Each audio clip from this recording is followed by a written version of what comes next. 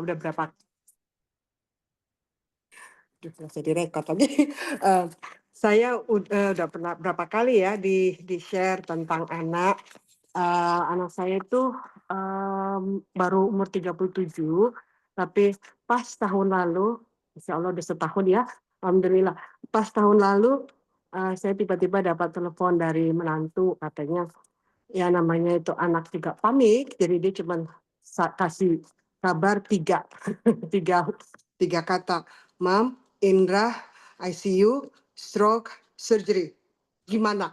Mau langsung saya, "What? What?" Terus udah gitu, "I call you back," katanya. "Entar dulu, saya mesti ngomong sama dokter."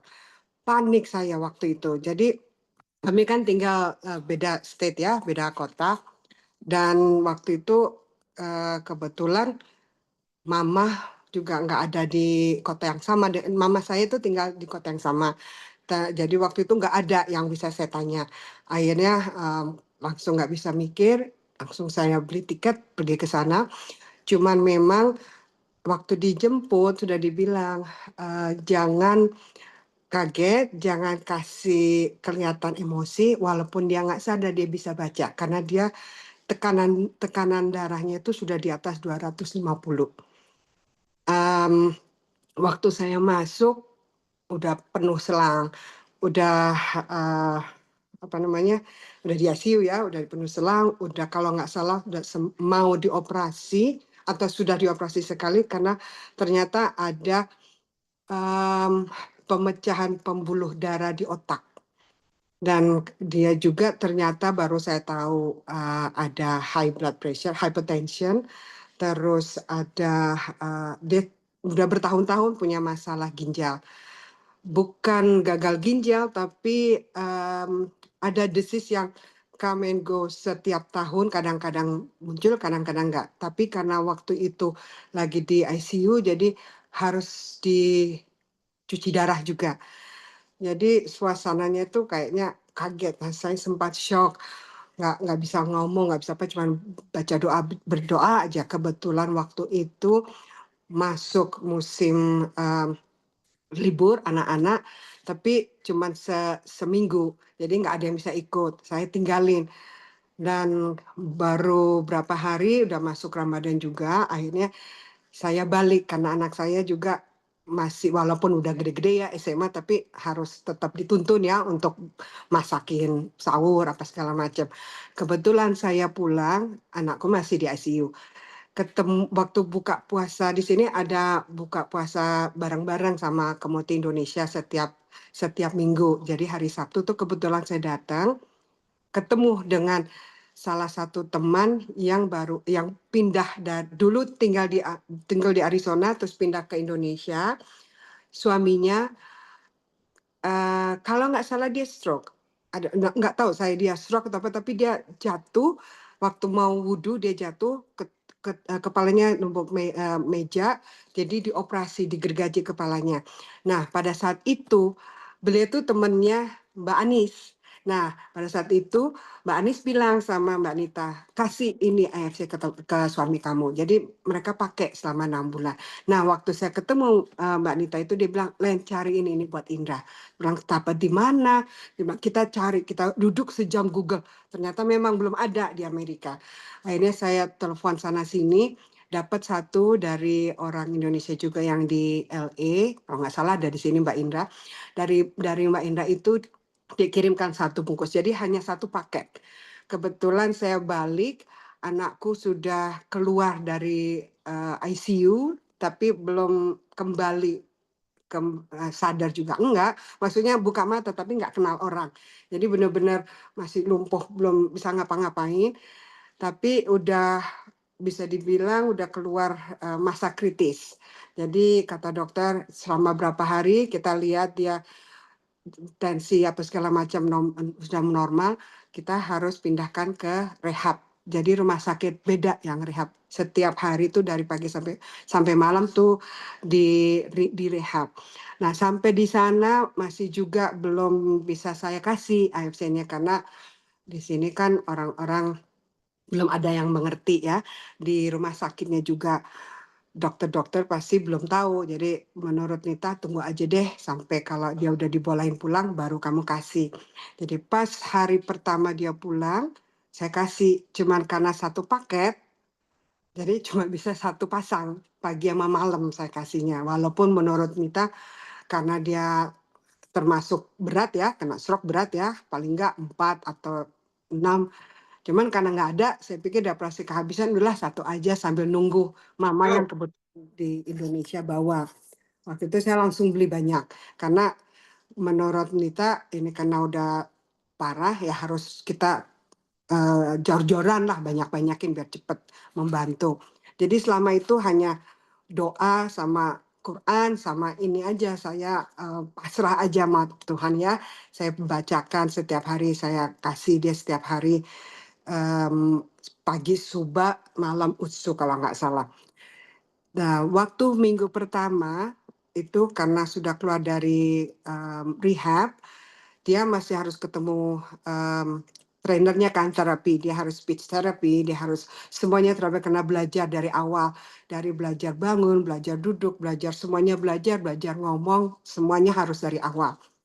Nah, minggu pertama itu, pertemuan pertama, kelihatan sekali anak ini kalau ngomong tuh mau ngomong apa atau mau ngomong mam itu lama mikirnya karena otak ya lama jadi setengah mati aku tuh kasihan ya liatnya. Begitu duduk disuruh gambar jam tuh lingkaran aja bingung dia ngeliatin aku rasa sedih gitu tapi ya gimana ya tapi saya bersyukur juga sih karena lepas masa kritis sudah lewat jadi di situ di salah satu bagian saya bersyukur bisa melewati masa krisis tapi dengan penuh harapan adalah kesembuhan gitu. Nah, jadi hari pertama kelihatan dia sama sekali nggak bisa ngapa-ngapain, belajar berdiri, jalan dituntun. Begitu pulang terus saya jalanin kasih. Minggu kedua pas ketemu dokter terapis lagi, itu anak ngomongnya sudah mulai bisa. Jadi terapisnya sendiri bilang, wow Indra, you make so much progress katanya. Banyak banget kamu berubah tuh banyak. Ada apa yang kamu jalani saya nggak tahu, tapi jalanin aja terus karena kayaknya itu membantu. Dalam hati saya, karena kan memang kebetulan waktu ketemu dokter sebelum pulang tuh cuma dikasih obat turun tensi sama obat sakit kalau dia sakit banget kepala dan udah nggak dapat obat apa-apa lagi.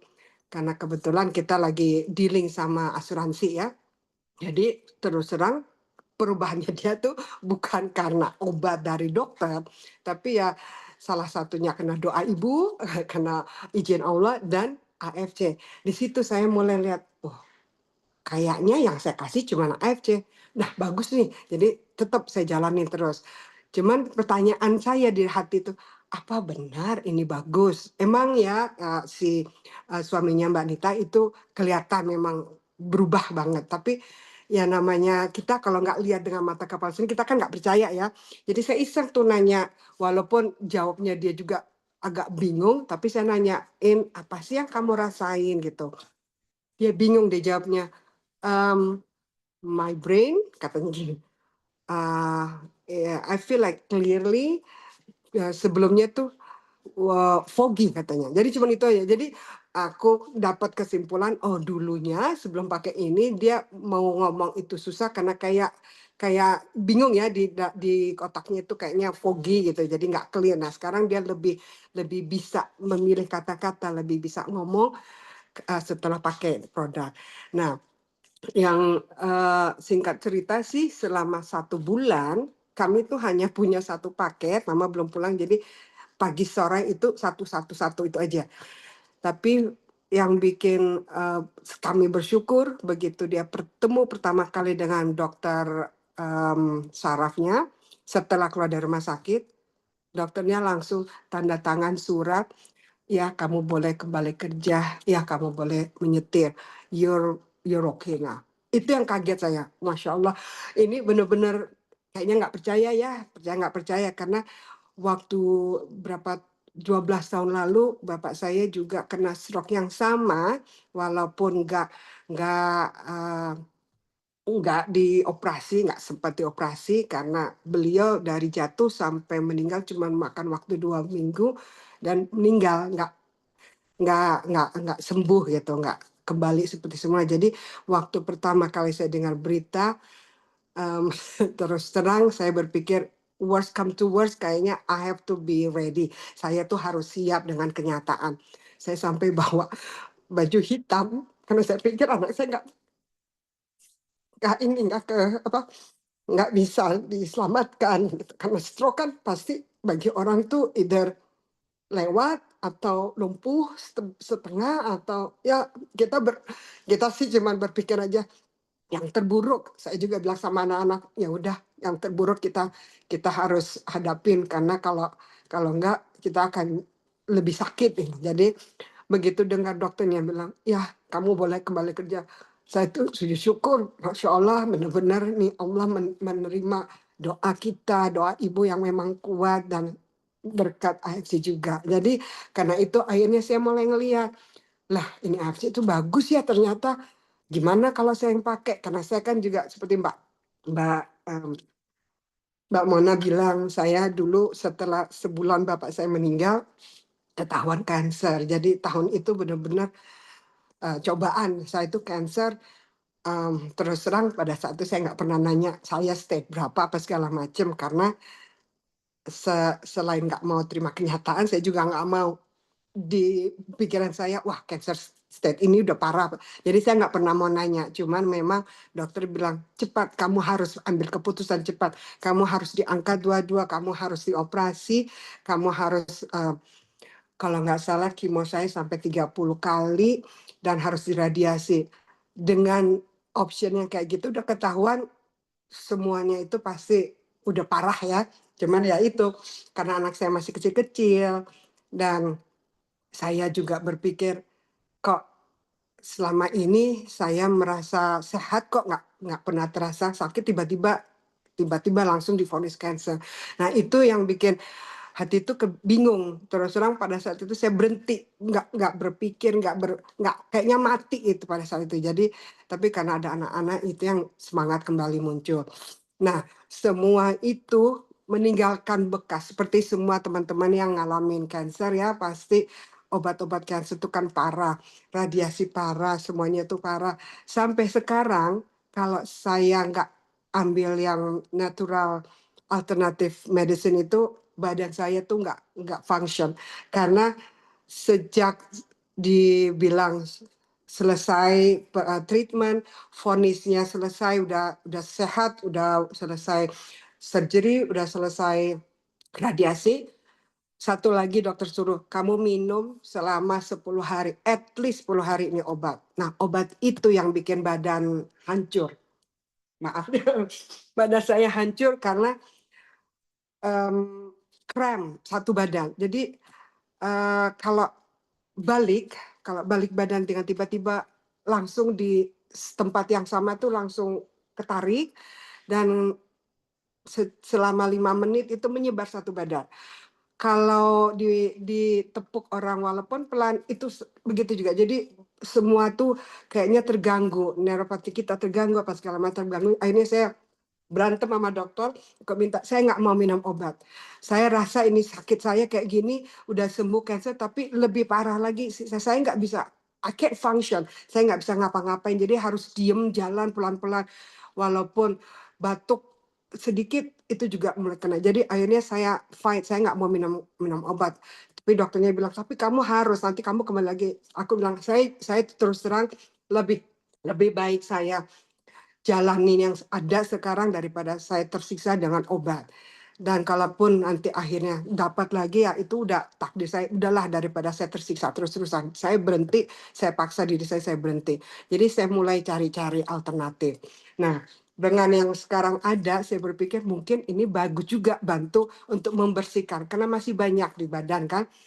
Dan saya juga asma. Saya asma itu kronis asma, setiap kali hujan atau dingin atau panas, any anytime itu bisa, waduh maaf,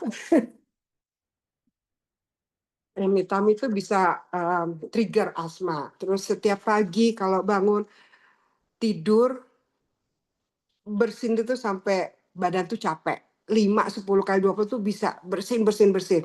Saya pikir hanya karena pagi, tapi ternyata pernah suatu kali saya sadar saya ketiduran 5 menit, pas bangun bersin juga. Jadi ini badan udah nggak tahu kayak apa. Nah, yang saya rasakan setelah saya minum AFC, saya mulai minum tuh setelah anak saya, udah mulai bagus, saya mulai jadi sama-sama dia pakai setengah, saya juga pakai setengah. Itu kalau nggak salah mulai Agustus saya pakai. Nah, kebetulan Agustus 2 bulan itu saya pindah-pindahan, pindah kota. Jadi saya ngepak-ngepak, debu kan ya. Sampai di sini saya ngepak juga, semua kisi-kisi saya bersihin. Yang saya nggak sadar kalau badan kita berjalan bagus, kita kan nggak sadar ya kalau badan kita bagus jalannya, kita nggak sadar kalau kita tuh sehat. Kita baru sadar begitu badan kita rusak, badan kita mulai saya bersin-bersin, tapi baru kita sadar. Nah, saat itu saya nggak sadar kalau saya tuh nggak asma, biasanya saya langsung asma. Setelah berapa bulan saya duduk-duduk, kok saya nggak pernah bersin lagi pagi, loh kok saya nggak asma lagi, kan bukannya saya kemarin tuh pindah-pindahan. Baru sadar, oh berarti AFC itu emang bener-bener bagus. Mulai saya di situ jatuh cinta beneran gitu. Jadi di situ akhirnya sampai sekarang, walaupun untuk jalanin bisnis saya baru terbuka setelah Mbak Anis, tawarin kalau nggak salah September deh. September baru saya jalanin bisnis. Selama ini hanya untuk saudara pakai saya sama keluarga. Gitu Mbak. Mbak mau apa lagi nih? Jadi keinget. Masya Allah ya.